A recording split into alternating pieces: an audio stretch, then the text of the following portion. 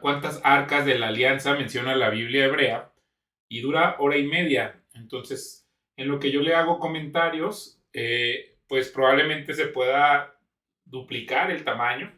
Entonces podrían ser 3 horas. Y lo que quiero hacer es que solamente de lo más interesante de los argumentos, tratando de no sacarlos de contexto porque es difícil hacer esto, pues o sea, va a estar editado, pues yo voy a comentarlo todo, pero al final va a estar editado porque me parece excesivo ponerlos a ustedes a ver algo 1 hora y media o 3 horas cuando pues, no tiene caso, ¿verdad? Entonces voy a tratar de escucharlo y luego hacer comentarios y a ver qué sale. Es la primera vez que lo veo también. Antes de entrar a este tema, tenemos que tratar de ver lo que viene de esta manera. Todos nos ponemos en modo Indiana Jones, es decir, en modo investigador arqueológico. Significa que tienes que dejar tu posición doctrinal. La dejas en la puerta, fuera de la clase. A ver, creo que es muy importante tomar en cuenta cuál es el alcance de la arqueología. La arqueología no puede negar o afirmar una posición teológica. Solamente nos puede dar como indicios de que lo que dice la Biblia es verdad o no. O sea, tú no puedes esperar que por encontrarte un objeto, la interpretación que alguien tenga acerca de ese objeto vaya a contrarrestar, a menos que en el libro histórico diga algo de algún lugar o de algo que se haya encontrado que contradiga totalmente lo que está escrito acerca de esa descripción de ese objeto, por ejemplo, ¿no? O, por ejemplo, que se diga, existió esta ciudad y luego no se... Bueno, el hecho de que no se haya encontrado la ciudad tampoco significa que se niegue la existencia de esa ciudad. Por ejemplo, así pasó con los hititas. Durante mucho tiempo se pensaba que no existían y que como no se habían descubierto, la Biblia decía, o sea, no decía la verdad. Pero cuando se descubrieron los hititas, entonces se confirmó lo que la Biblia decía. No sé si me estoy dando a entender. Pero bueno, nada más hay que tener cuidado al glorificar la búsqueda de piedras, ¿no? Que es el caso de la... Yo lo dije de una forma coloquial, pero...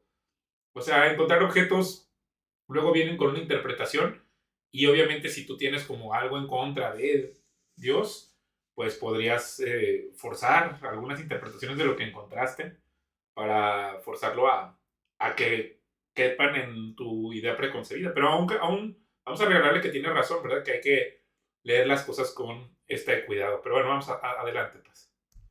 El arca de la alianza, o el arca simplemente, es uno de los mayores misterios de la Biblia. Los buscadores de tesoros, los historiadores, los arqueólogos han buscado el arca sagrada durante siglos, pero aún no se... Aquí yo quiero hacer una observación. Una de las razones por la que estoy estudiando este tema del Arca de la Alianza es porque yo creo que es un modelo. O sea, el Arca de la Alianza es el lugar donde se encuentra Dios con los hombres, ahí donde están estos querubines, bueno, al menos en este dibujo, ¿verdad? Pero esta Arca de la Alianza forma parte de un santuario, donde hay un lugar santo, un lugar santísimo, y hay unos atrios. Bueno, los atrios están afuera, el santuario es una tienda, y el lugar santísimo es una pequeña habitación dentro del lugar santo. Y yo lo que estoy diciendo es que el ser humano en realidad es un santuario. Cada una de las personas con las que convives es un santuario tan sagrado como este objeto. Ese es, creo que, el plan que Dios tiene preparado para todos los seres humanos. Entonces, en realidad es absurdo seguir buscando un santuario así porque cada persona no es un lugar. Somos receptoras de la presencia de Dios. O sea, el Espíritu Santo está al encuentro de nosotros en el lugar santísimo que es tu espíritu. Entonces, nada más para hacer esta aclaración, que yo creo que esto va a ser lo que yo voy a estar cuestionando en este video, aunque nunca lo he visto. Pero si se fijan en este tema de idolatrar los objetos y de tratar de encontrar en ellos una santidad cuando en realidad solo son un modelo para lo que Dios nos creó, eso es lo que yo creo que vamos a estar constantemente debatiendo. Entonces, bueno, se los dejo como un preámbulo sin yo haber visto este video, ¿verdad? se ha encontrado. Hay ciertas personas que dicen que el arca está en el Vaticano, otros que dicen que está escondida en Etiopía, otros en Francia. ¿Dónde estará finalmente? Pero quiero mostrarles esto. El arca de la alianza desapareció misteriosamente en, en el año 586 cuando los babilonios llegan a Jerusalén y la destruyen. Antes de ser destruida, el arca es sacada del templo. La ubicación precisa sigue siendo un antiguo misterio. ¿Por qué se usan diversos nombres para este artefacto? Miren, en 1 Samuel 3:3 dice, Samuel estaba durmiendo en el templo de Yahvé, donde el arca de Dios estaba. Y antes que la lámpara de Dios fuese apagada, Pues no había templo en el tiempo de Samuel. Hay que revisar la traducción que él está utilizando, porque lo que había era un santuario. Estaba en Silo, o sea, el templo lo construyó el rey David. A ver, déjenme saco mi Biblia. Ya vamos a empezar con los problemas, porque dice, en 1 Samuel 3:3 dice, ante la lámpara de Dios se había ido, Samuel estaba acostado en el santuario, dice el templo, pero pues, yo creo que se refiere al santuario del Señor, donde el arca de Dios se encontraba. Entonces Samuel estaba en el lugar santo dormido. ¡Wow! ¿Por qué dejaron que un niño entrara al...? Porque la relación es más importante que las cosas y que los protocolos. Pero bueno, vamos a seguir. Pregunta, ¿por qué si hablan del templo de Yahvé, no dicen el arca de Yahvé? Porque es el ¿Capto mi santuario. pregunta? Sí, ¿verdad? Porque a lo mejor estaban hablando de otro Dios. Ya escuché una vocecita, esa vocecita singular y distintiva. Hola, Adela, querida, ¿cómo estás? Hola, profe. ¿Cómo estás, querida? No te había visto. Profe, ¿hay varias arcas? Eso es lo que vamos a ver ahora, pues. Sí, todo indica que sí, va a estar. Vamos a verlo. Vamos a ver Josué 3:13 ahora en el segundo texto, dice. Y cuando las plantas de los pies de los sacerdotes que llevaban, deliberadamente he dejado la palabra Jehová, y cuando las plantas de los pies de los sacerdotes que llevaban el arca de Jehová, dueño de todo el país, lamentablemente en Josué 3:13, en la Biblia español, dice, Señor de toda la tierra. A ver, vamos a verlo. Josué 3:13.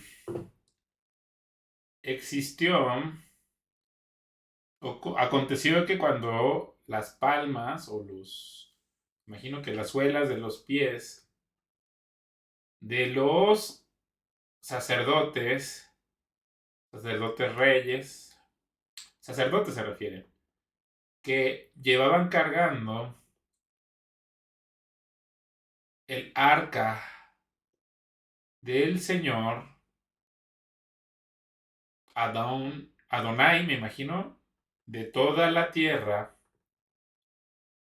tocaron las aguas del Jordán, el flujo de las aguas se cortó. Y uno piensa que están hablando que es el Señor del planeta, ¿no? No, ellos están hablando del dueño del país donde ellos están entrando. Fueren asentadas sobre las aguas del río Jardén, las aguas del Jardén se partirán en dos, porque las aguas que vienen de arriba se detendrán. Entonces, aquí hablan del arca de Yahvé. Y aquí ya no están hablando del arca de Dios. Aquí hablan del arca de Yahvé o del arca de Jehová. Éxodo 25:22. Y de allí me declararé a ti y hablaré contigo sobre la cubierta, entre los dos querubines que están sobre el arca del testimonio. Caray, acá hay otra cosa. Acá ya no es el arca de Yahvé ni el arca de Dios, ahora es el arca del testimonio.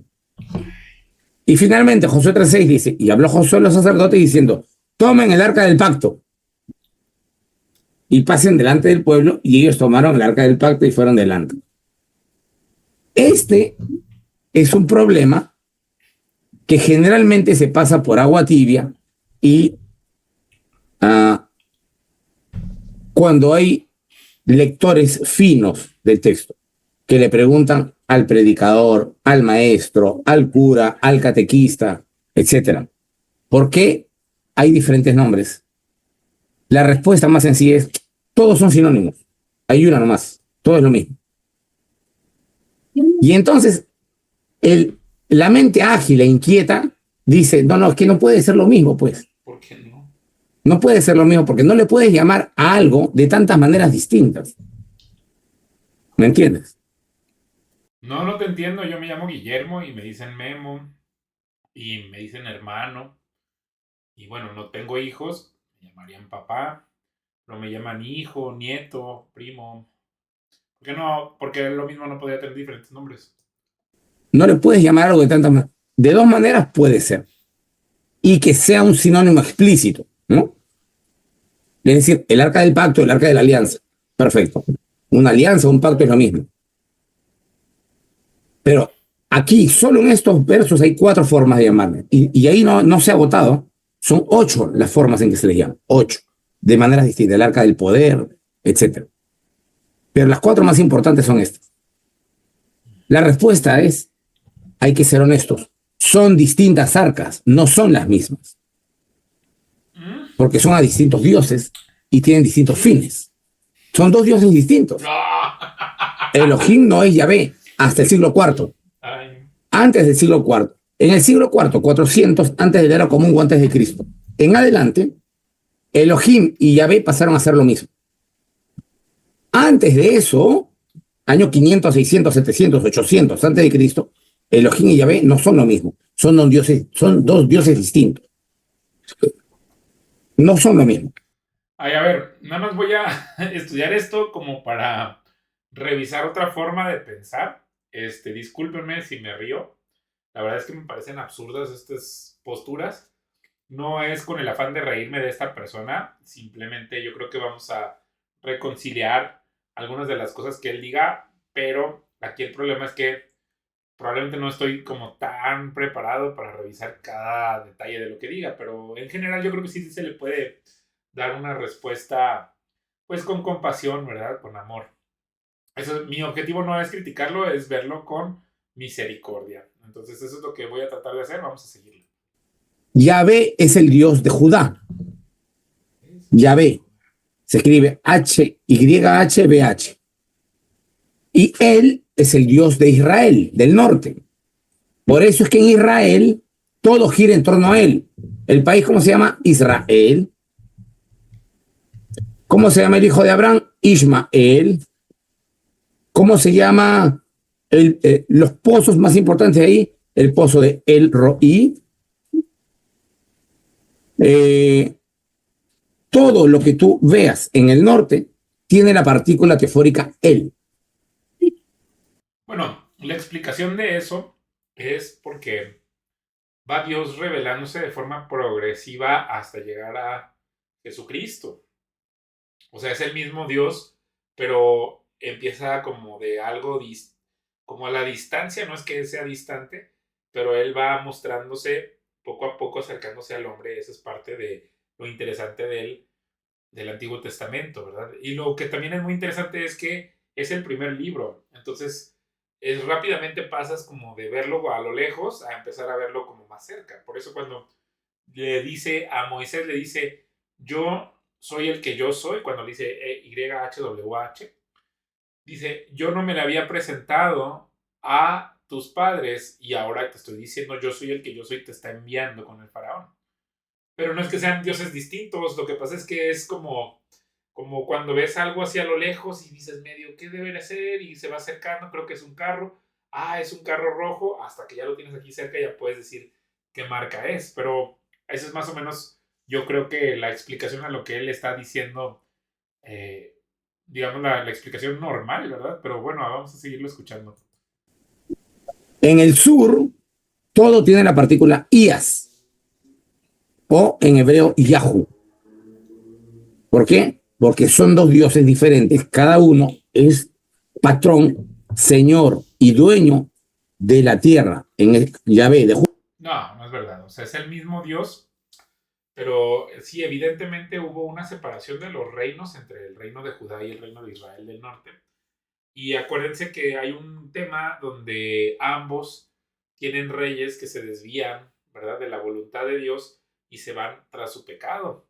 Y justo por eso Dios los castiga y primero castiga al reino del norte de Israel, que tiene cabeza en Samaria, donde es Efraín, y luego castiga al reino del sur con la ejecución de, pues, el juicio utilizando a Babilonia. Al norte lo castiga con Salman, me parece que es Salmanasar de Asiria. y luego al sur pues es Nabucodonosor.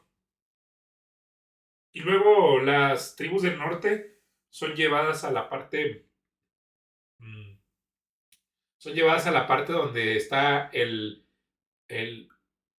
este de Turquía, donde se une con Siria y donde se une con Irak. Y de esa zona luego sabemos que surgen los escitas, y los escitas son los que se empiezan a dispersar como nómadas hacia el norte, donde está Ucrania, hacia Europa, hacia Asia, incluso hacia el sur, donde está la península arábiga. Y se extienden, y los extienden por todo el imperio asirio. Dicen, se quedaron perdidas, pero no, en realidad no perdieron ni se desaparecieron. Es las mismas tribus de Israel y sus descendientes, cómo van luego ellos penetrando en las diferentes civilizaciones para, yo digo, para infectarlas, ¿verdad? Pero bueno, eso ya es un poco más especulación mía histórica, pero sí se puede trazar la fecha de los escitas a la caída de Samaria. Y obviamente ellos exportan ideas de estos ídolos falsos por los cuales Dios los castigó.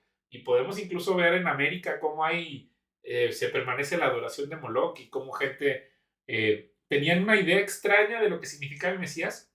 Y de hecho se puede trazar incluso, yo lo he hecho como poco a poco, cómo es que estas mismas ideas de un Mesías que había sido prometido para Israel, porque pues finalmente el rey David había sido rey sobre Israel, no sobre nada más Judá. O sea, aunque él es como el trono de David de los judíos, llega un momento donde David unifica a las 12 tribus de Israel bajo el reino de Israel. O sea, cuando se divide ya es después de Salomón, que Jeroboam se porta mal, y luego Roboam viene y le toma o sea, es un rey que no es del linaje de David para quedarse con el reino del norte. Entonces, esta separación es la que en realidad explica por qué probablemente se adquieren diferentes nombres, se adquieren diferentes costumbres, y el reino de Israel prácticamente no dejó la idolatría. Entonces empezó como a asimilar otras ideas de otras culturas de dioses falsos a su culto, porque incluso abrió un lugares en el norte para adorar a Dios a su manera, que ese es uno de los problemas. Yo creo que este hombre está sufriendo de ese problema de, pues ahora sí que irse tras dioses falsos, porque es el mismo Dios. Acuérdense como dice, oye, oye Israel, el Señor nuestro Dios, el Señor uno es, no existe, siempre en el judaísmo, antes de Cristo, porque Cristo es judío, siempre se habla de este monoteísmo, un Dios separado de la creación, uno solo, una sola entidad. Nosotros en nuestra mente limitada es más fácil comprender eso. Los que crean como muchos dioses o estas ideas son los panteístas, que crean que un dios es el de la basura, uno del agua, uno de el dios del erotismo, etcétera, todo eso. Pero todo eso proviene como de una idea de que esos dioses surgieron de una materia primigenia como el agua o como otras cosas. Ese es panteísmo, y por eso le llaman panteón, ¿no? Porque es un panteón donde hay otros dioses. Pero bueno, vamos a seguirle. Digo, yo para explicar un poco de contexto, para cuando escuchemos este tipo de argumentos, pues tener más claro de dónde vienen, ¿no? Porque tampoco no crean que esto es original lo que él está diciendo. Todo esto ya son ideas que podríamos esperar de alguien que no concibe que el monoteísmo es Dios separado de la creación. Judá y el de la tierra del norte.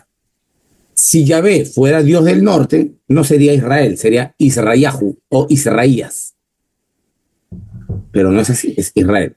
Por tanto, hasta el siglo IV, en donde se fusionan recién los nombres y en donde pautan el convencionalismo de decir el Dios El o Elohim es Yahvé, antes de eso son dos dioses diferentes. Por tanto, el arca... Alto.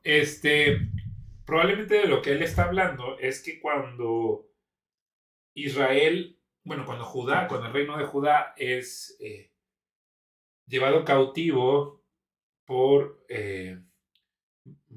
Nabucodonosor hacia Babilonia, pues el castigo es por 70 años que Israel se mantiene en cautiverio en Babilonia. Entonces, cuando termina el cautiverio, luego Ciro, rey de Persia, Artajerjes, Ciro, son diferentes momentos de la historia donde se dan un decreto para la reconstrucción de Jerusalén.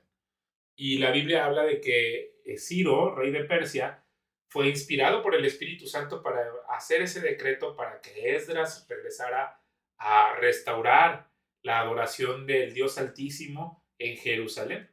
Es una política que tenían estos reyes persas de respetar los cultos religiosos de los lugares donde ellos conquistaban.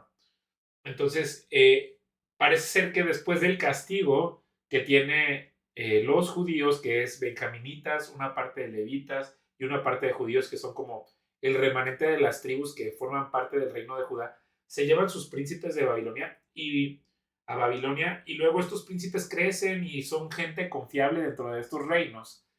Y de hecho por eso tenemos el libro de Esther, que habla de cómo Mardoqueo, que era benjaminita, y Esther, que también era benjaminita, llegan a los lugares tan altos como de Asuero, que luego no estoy muy seguro si es Artajerjes, y el rey, y Daniel también, que era un hombre muy sabio que conoció a Nabucodonosor.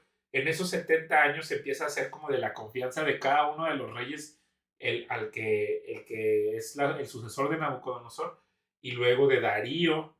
Y entonces hay una muy profunda reflexión, porque además Daniel descubre o se le es revelado la visión del Hijo del Hombre, que es Cristo mismo. O sea, él alcanza a ver a Cristo como dice: vi a alguien como un hijo de hombre que recibió todo dominio, todo honra, todo principado, ¿verdad? Entonces, de esta visión, por eso los judíos luego quieren ignorar este libro de Daniel, porque dicen, nada más es un libro histórico, o es un libro de un profeta menor, porque habla de el Hijo del Hombre. Y Cristo, cuando se presenta ante el Sanedrín, les dice a todos, le dicen, dinos si tú eres el Mesías o no, y les dice, yo soy, y a partir de ahora van a ver al Hijo del Hombre descender con poder, ¿no? Eso lo pueden leer en Marcos, en el juicio de Jesús, pero sí quería como dejar este preámbulo, pues, de que después de que ellos regresan con arrepentimiento de haber hecho todo lo que hizo enojar a Dios, por lo que fueron llevados cautivos a Babilonia. El arca de Elohim y el arca de Yahvé son arcas distintas. Y por cierto, ese arrepentimiento puede ser una de las explicaciones por la que ocurre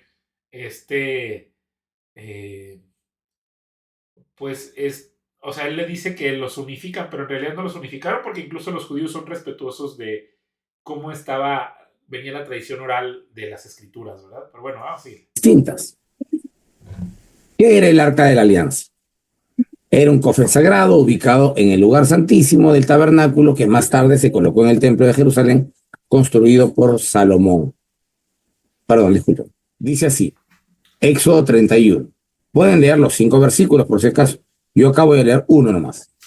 Y Yahvé habló a Moshe diciendo, he llamado por nombre a Betzalel, hijo de Uri, hijo de Hur, del clan de Judá.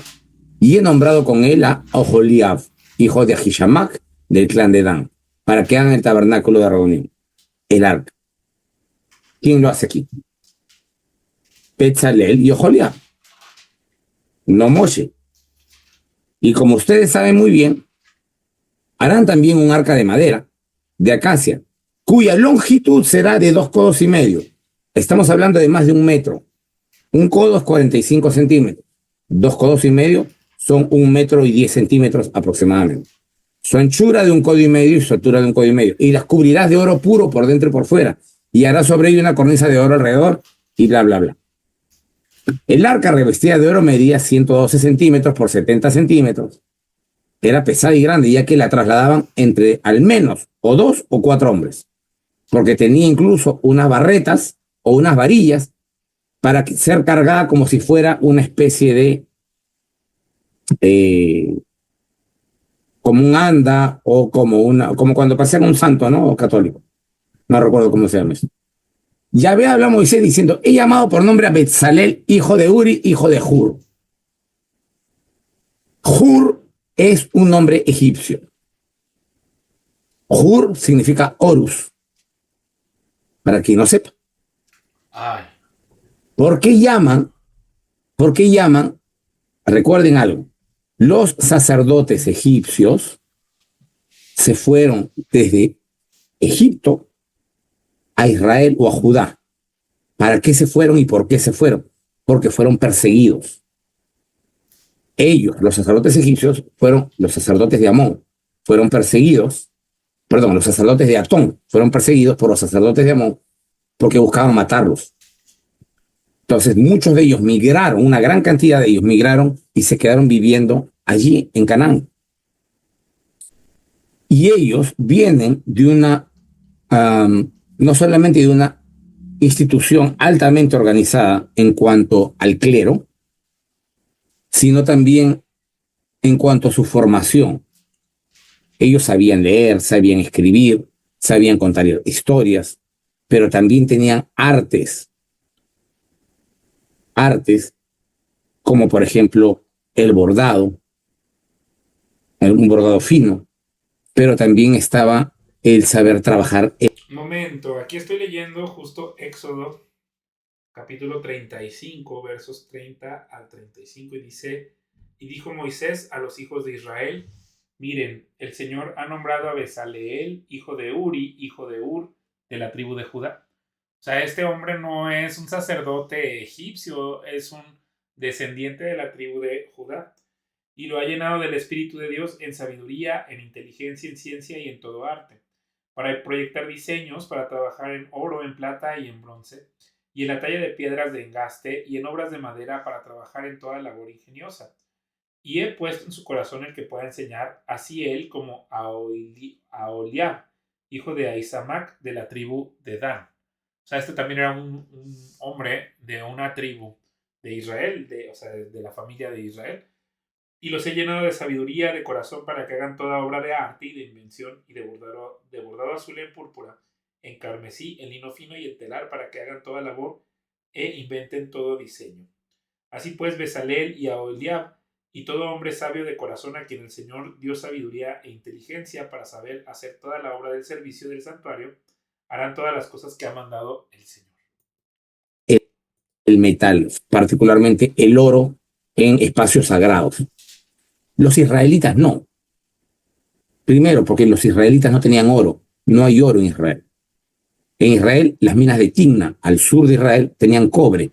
Pero no se necesita el oro de Israel, Señor, porque los egipcios les habían dado oro a la hora de salir de Éxodo. Es lo que está diciendo. Y de hecho, sería absurdo que fueran a minar oro a Canaán cuando estaban saliendo de Egipto. Nada más. No oro. No hay oro en Israel. Hasta el día de hoy no hay. Israel no tiene ni oro ni petróleo. La riqueza de Israel está aquí. Pero no solo llaman a un descendiente de los sacerdotes egipcios para que lo haga. Miren al otro que llama. Aquí más llama junto. Y he nombrado con él a Aholiab, hijo de Ahisamac, del clan de Dan. Y hoy sabemos que los de Dan, los danitas, son griegos. Son griegos. Entonces, y esto es interesante, porque los griegos también desarrollan las artes, la pintura, Pero ¿cómo van a ser griegos si todos salieron de Jacob, que fue a Egipto? O sea, si alguna gente de Dan salió hacia Grecia, fue muchísimos siglos después de la caída de Samaria, pero antes de la caída de Samaria no podrían haber sido griegos. la orfebrería. Tienen un alto desarrollo en esta área. Los israelitas no. Basta con que tú vayas a ver un museo y el arte israelita, me perdonarán los antiguos israelitas, pero el arte israelita es pobre. No es fina, no es refinada. Por tanto, la persona que está haciendo esto sabe muy bien a quién está llamando. Está llamando a dos personas que no son israelitas, pero que tienen un gran entrenamiento en el trabajo de metales. Uno que viene de Egipto y otro que viene de Grecia. Si no me entiendes por qué digo que los danitas son de Grecia, googlea y busca. Es la tribu de Dan proveniente de Grecia y ahí lees todo lo que quieras, ¿sí? Para que te pongas al corriente. Luego puedes buscar, ¿son los sacerdotes de Israel egipcios? Y ahí lo puedes ver. O puedes buscar en mi canal donde yo doy infinidad de datos. sobre el tema. Pero son egipcios. Los nombres Merari, Ofni, Hur, Moisés no son nombres hebreos, son nombres egipcios, entre muchos otros.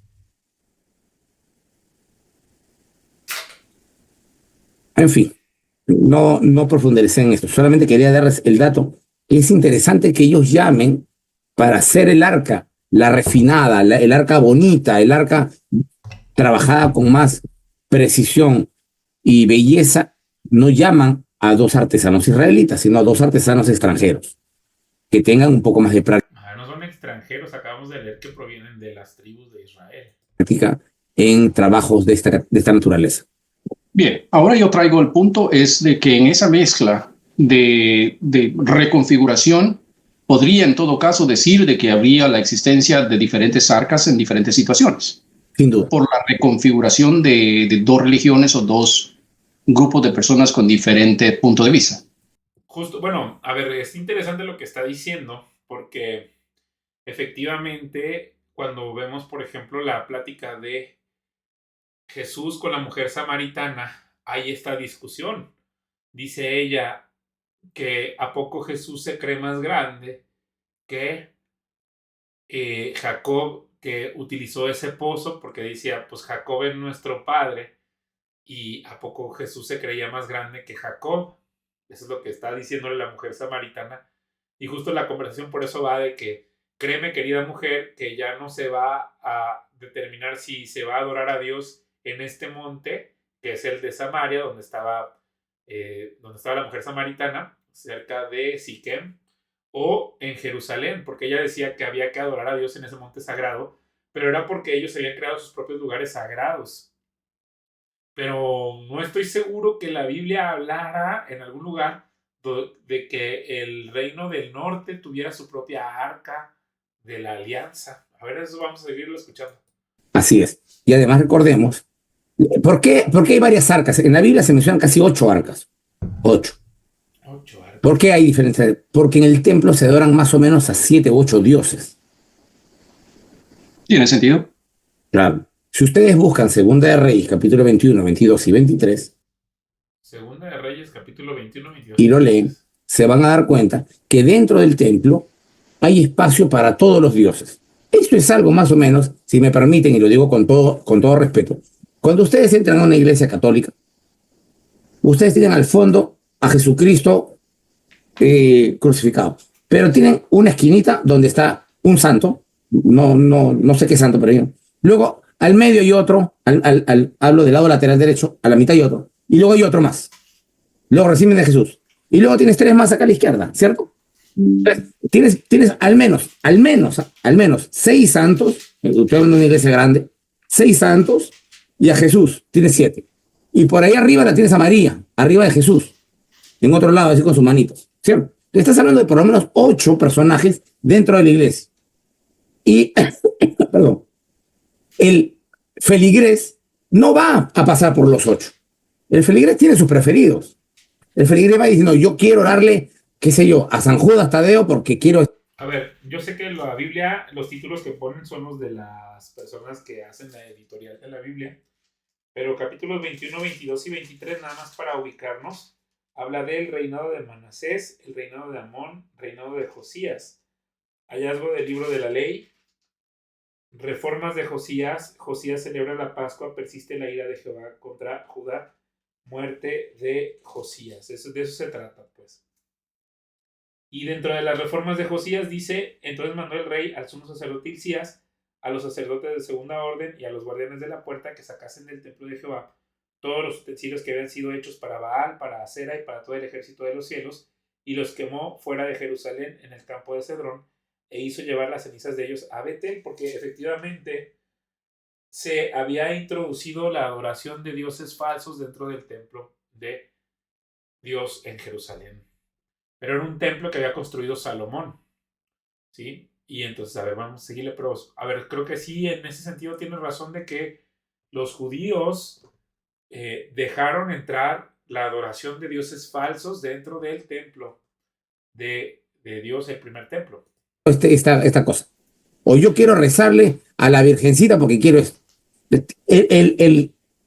El amante el orante va a presentarle sus ruegos y sus oraciones a quien prefiere, porque tiene su santo preferido, su virgencita preferida, etc. ¿Sí? Entonces, esto en el templo de Jerusalén era igual.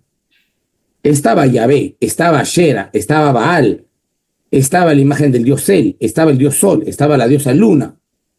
Ahí nomás tiene 6. Ahí tiene 6. Okay, ya. Todos con imagen, todos con imagen, todos. Entonces, cada uno de ellos tiene su propia arca, tiene sus propias luminares y tiene sus propios sacerdotes y sacerdotisas. No estoy seguro que tengan su propia arca, eso ya creo que es un salto de él, pero creo que es muy válido lo que está diciendo, porque finalmente esa es parte de la idolatría que tenemos todos los humanos cuando en nuestro corazón albergamos la adoración de ídolos que no corresponden a el lugar que le corresponde a Cristo en nuestro corazón. Que te van a ayudar a acercarte a ese Dios. No nos extrañemos, eso sigue pasando hoy. Estoy de acuerdo con él. Pasa hoy. Entonces, es más o menos así. Y hay que comprender, porque la fenomenología de la religión no se juzga, se estudia, se entiende. ¿Sí? Nunca se puede juzgar la experiencia religiosa de otro, porque es una experiencia singular. No importa lo que tus ojos vean, tú no puedes sentir lo que siente el corazón de aquella mujer. Momento, a ver. También Satanás se disfraza de ángel de luz.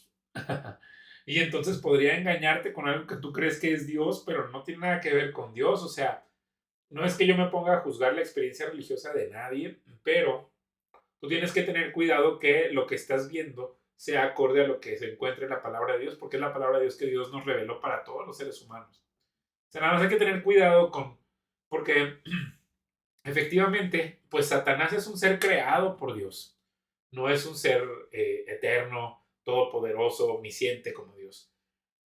Sin embargo, tiene una naturaleza sobrenatural, ¿no? O sea, naturaleza sobrenatural sí, porque no es parte de las cosas físicas creadas, pero tiene una forma sobrenatural de sí mismo.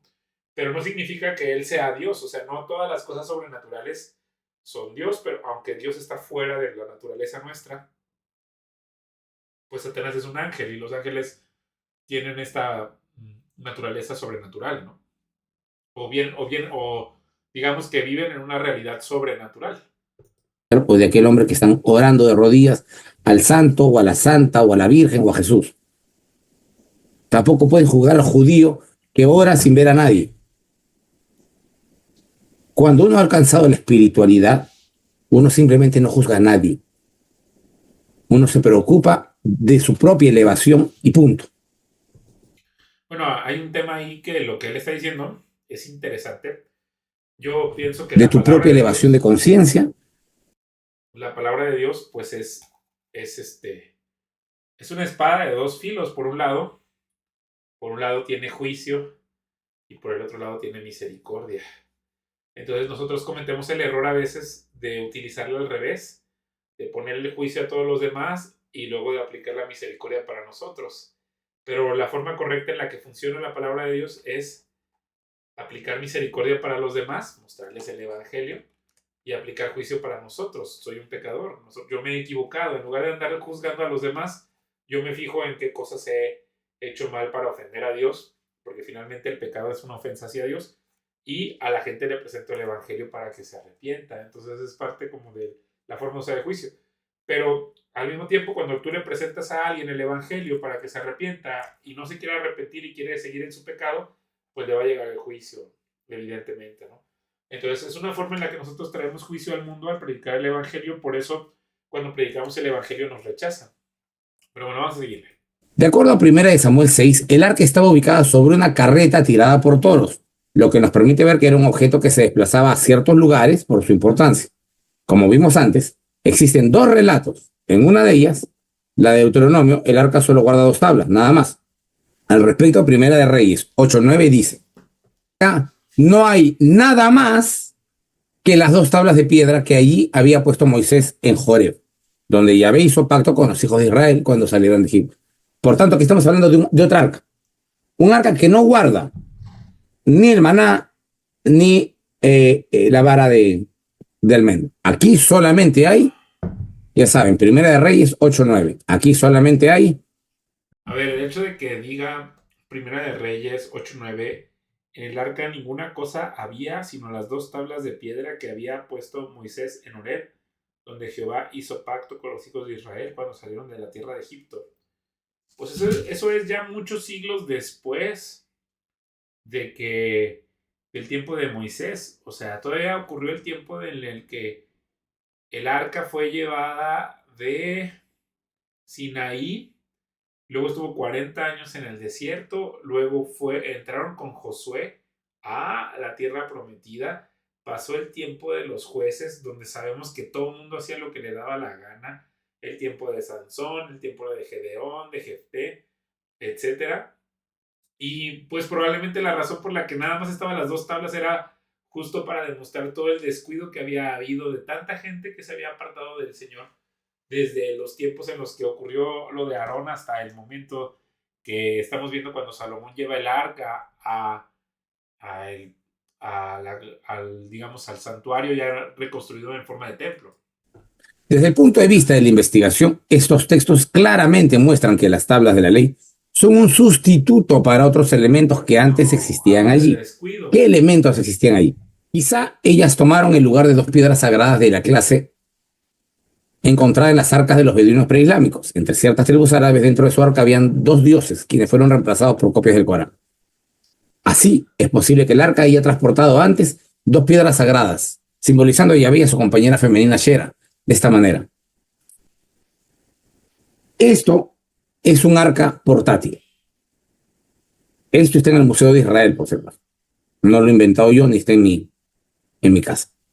Este es Yahvé y ese es el arca de Yahvé. Recordarán ustedes que Yahvé tiene la representación iconográfica de un torito o de un toro. Ahí está el profesor Joseph Garfinkel de la Universidad Hebrea de Jerusalén, mostrando otro templo móvil o portátil. Justo me llama la atención cuando hacen este tipo de análisis arqueológicos para demostrar que los judíos hacían cosas de idolatría mezclando la idea de Jehová con los paganos, porque justo es lo que demuestra, de eso se trata toda la Biblia, de cómo los judíos siguieron a sus dioses falsos, adorando las cosas creadas por encima del creador. Y es justo la razón por la que Esteban regaña a los judíos cuando les habla de Jesús, porque acusaban a Esteban de haber dicho algo en contra del templo de Jerusalén, porque decían que Esteban estaba proclamando que Jesús iba a destruir ese templo cuando lo que sí ocurrió. Y justo Esteban decía: veo al Hijo del Hombre sentado a la diestra de Dios de poder. Bueno, ahí lo dice en Hechos, pues. Y justo todos se enojaron porque lo que hacía la gente era adorar el tabernáculo en lugar de adorar al Dios del tabernáculo. Ay, ya me molesté, ahora sí ya. Ya, hasta como que uno se enoja, ¿no? Entonces es obvio que van a encontrar este tipo de cosas de arqueología donde mezclan la adoración de Jehová o de Yahvé o de Elohim con los dioses falsos. O sea, es obvio porque es la razón por la que Dios castigó al pueblo de Israel del norte y también al pueblo de Judá. Por eso fueron llevados cautivos a estos pueblos, a estos imperios. Ya me hicieron. Como lo ven. Ahora les voy a decir algo que es bien interesante. Cuando él escribe en su libro la arquitectura de estos pequeños tabernáculos o templos portátiles, dentro de ese templo, dentro de esa caja, allí va la imagen de Yahvé. Ustedes recuerdan que hay un relato en... ¿Cómo te vas a hacer imagen de Jehová cuando dice: no te harás imagen de nada creado para postrarte ante él? Yo soy tu Dios. Eso lo dice desde el principio. Donde Israel va a pelear con los filisteos y ellos dicen: pero antes de esto llevan adelante el arca de Yahvé, porque Yahvé es el Dios de la guerra. Entonces a Yahvé hay que llevarlo adelante con su arca. Están hablando de un arca de este tamaño, de estas dimensiones, casi como una caja de zapatos. Lo llevan a Yahvé allá adelante. Recuerden, ellos saben que ese no es Yahvé. Idiotas no son. ¿Sí? Pero esta es la forma de invocar a Yahvé. Esta es la forma de recordarle a Yahvé, mira, parte de tu promesa fue protegerme. Estamos cumpliendo con nuestra parte, ahora tú en esta guerra cumples con tu parte. Entonces, ¿cómo lo invocas? De esa manera, con el torito, ¿sí?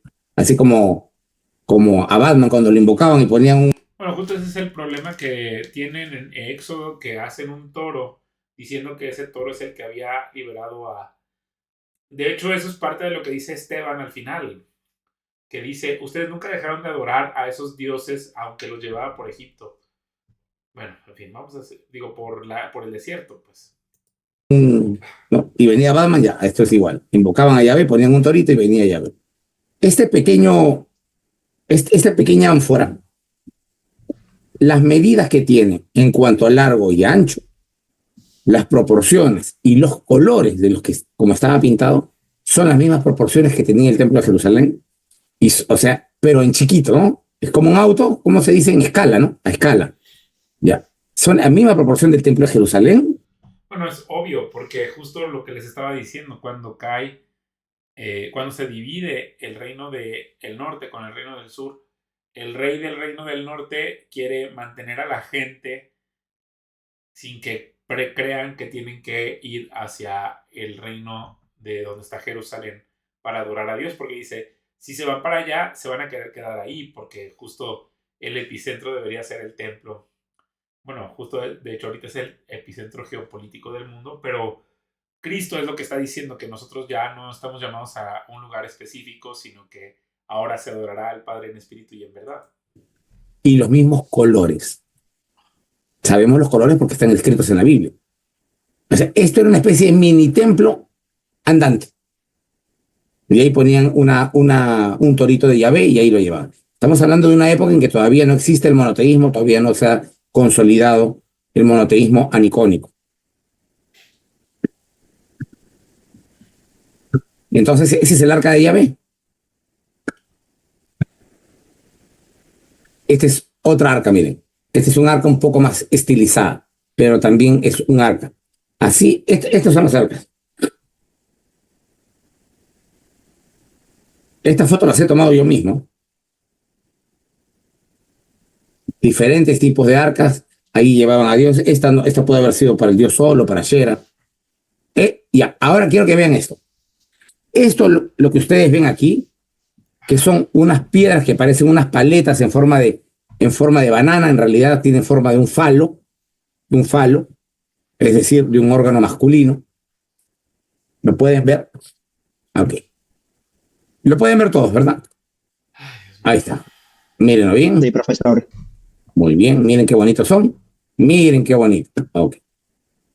Esas piedras se llaman matzeba. Matzeba. ¿Qué es una matzeba? Es una piedra que tiene diferentes funciones, dependiendo para cuándo la estés usando. En algunos casos tiene una función ritual. Esa función ritual es cuando tú te has encontrado con Dios o con alguien que tú crees que es Dios. En algunos casos se encontraban con otros seres y ellos pensaban que era Dios. Y a esos seres ellos ponían allí como marca donde se encontraron, ponían estos matzeba. En plural, matzebot. De hecho, cuando tú lees Reyes, habla de que a Dios detesta esos lugares altos y esos lugares de adoración debajo de los terebintos. Que todo Judá y todo Israel estaba lleno de todas esas cosas que son detestables ante los ojos de Dios. Y esta persona pues está buscando la forma de justificar su existencia justo solo por ver unas piedras. Era lo que les decía al principio. Hoy, en hebreo moderno, una matzeba es una lápida mortuoria para cuando alguien se fue a la presencia de Hashem. Entonces, aquí está la matzeba. Pero ahí no acaba, miren bien lo que les voy a mostrar. Así se la adoraba. Había una matzeba en donde estaba Yahvé con su imagen y ellos subían y lo adoraban. Esto, por supuesto, es del Museo de Israel también. Y así estaban.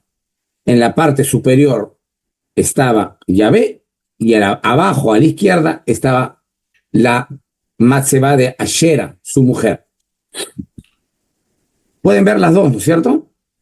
Bueno, si ya lo pensamos bien y está muy interesante esto, es qué cosa tan horrible, ¿verdad? Que Dios, siendo un Dios infinito, fuera de toda la creación, alguien pretendiera crearle algo, como que alguien se pudiera inclinar. Y luego es toda esta idea, cómo evoluciona a nuestros días, pues cuando vemos todas estas, adoraciones del cuerpo humano desnudo, cuando vemos todo este tipo de inclinaciones, por ejemplo, cuando adoramos algún equipo de fútbol o alguna modelo o algún artista de Hollywood, pues esa ya es la hiperidolatría, ¿no? Como que nos postramos ante todas las cosas creadas con tal de no acercarnos al Dios creado, ¿verdad? Te digo, se me hace horrible e incluso hasta asqueroso pensar que alguien se atreva a decir que dentro de esta cosa se equivale al Dios creador de todas las cosas. Miren este santuario. Esta es la entrada de un santuario. Aquí tienen al fondo, hay dos piedras en forma ovalada. A la izquierda está la piedra más alta y a la derecha la piedra más baja. Un poco más afuera hay dos incensarios, que son como una especie de banquitos o bancos cuadrados. El de la izquierda es más alto porque pertenece al dios macho y el de la derecha es más bajito que pertenece a la diosa hembra. Ahí se ponía su incienso para que ellos huelan rico, huelan agradable. Esa es la ofrenda de olor agradable. Estas matzebot que existen es lo que había dentro del arca. Originalmente, casi con toda seguridad, tenían imágenes labradas de los dioses macho y hembra, como acabo de mostrarles. Ay, por eso los Y creó luego, con el Dios. tiempo, cuando ya se convierten a una forma de ver la vida y la religión sin imágenes, sin eh, eh, imágenes de animales o personas. Por eso la insistencia, no te harás imagen de animales, ni de personas, ni nada, porque ellos hacían imágenes de ellos. Ya ellos cambian, y ya las piedras ya no le ponen ninguna imagen, solo dejan la piedra y le escriben encima. Eso es lo que había dentro. Y a eso, ese es el contrato. La verdad es El que me da contrato son las lástima que haya piedras gente que le escritas, pague a ya este no hombre con la por imagen, que ahora publique cosas con que el son texto. mentira. Pero Me da insisto, mucha son distintas. tristeza El que arca haya de gente. Elohim o el arca de Dios era una caja.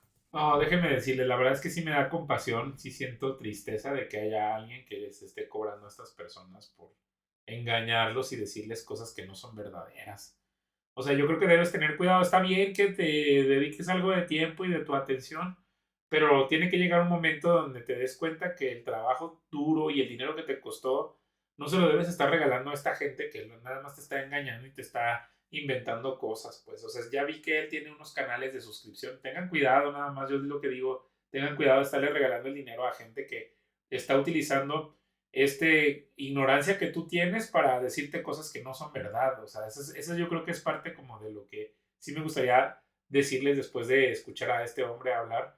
Tengan cuidado a quién le regalan su dinero. Digo, me imagino que también es un regalo, un dinero de entretenimiento y que quizás a ustedes no les importe, pero este dinero podría ser mejor aprovechado, no sé, comprándole un dulce a algún niño de la calle o algo que realmente sí haya una necesidad en lugar de estarlo dando pues a estos lugares donde solo los están engañando. Con la imagen de Elohim. El arca de Yahvé, otra caja con la imagen del torito. Y el arca del pacto o el arca del testimonio es un arca con las piedras allí. ¿Habían varias? Sí, habían varias. Y de la mayoría de dioses tenían arcas. No sabemos de todos porque deliberadamente no han querido contarnos todo, porque no les interesaba que la gente posteriormente sepa lo que se hacía con otros dioses. Siempre se trató de limpiar la imagen de los ancestros, diciendo que eran monoteístas, aunque no lo hayan sido. Bien, hacemos una pausa para comentarios y preguntas. Yo creo que Dios nunca quiso esconder que los judíos se fueron por la idolatría. Y de hecho eso lo puedes ver en Reyes y en Crónicas, como está muy claro como todos estos reyes se apartaron de Dios y justo esa es la explicación que da el profeta de por qué Dios castigó Y de hecho todos los profetas de eso se tratan, que Dios está anunciando cómo es que el pueblo es rebelde, que le gusta amar a ídolos falsos, y cómo es que Dios, que los creó, tiene los brazos extendidos, pero el pueblo en su rebelión prefiere irse por esos ídolos falsos. O sea, en ningún lado de la Biblia se está ignorando que el pueblo de Israel es idólatra. Y al final justo esa es la razón por la que los castiga y por lo que viene Jesús, que el pueblo de Judá rechaza a Jesús por adorar cosas creadas como el templo. Y justo en esa rechazo hacia Jesucristo, nos da a nosotros los gentiles la oportunidad de ser parte del pueblo de Dios, que eso es lo que, ay, que eso es lo que razona el apóstol Pablo, ¿verdad? Que nosotros debemos estar agradecidos de la idolatría del pueblo de Judá o de Israel, porque gracias a eso nosotros somos integrados al pueblo de Dios. O sea, les agradecemos por haber hecho eso, pero yo creo que en ninguna parte la Biblia quiere eximir al pueblo de Israel o de Judá de su idolatría y de su pecado de apartarse de Dios.